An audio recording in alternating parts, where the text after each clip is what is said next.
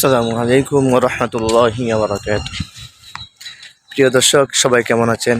আশা করি আল্লাহর অশেষ মেহেরবানিতে সকলেই ভালো আছেন। আবারও আপনাদের সঙ্গে যুক্ত হলাম কিরগিজস্তানের শহরের পাশে একটি পার্ক। আমরা এখানে আসলাম তাদের কালচার, তাদের দৃষ্টিভঙ্গি কেমন দেখার জন্য।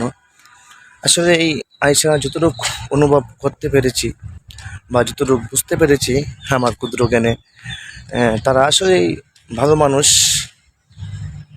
কোনো ঝামেলা, কোনো দুই নাম্বারি বা আছে না অনেক চিন্তায়, এগুলা তাদের মধ্যে নেই। সুন্দর একটি শৃঙ্খলা, তারা সবসময় এটা বজায় রাখার চেষ্টা করে।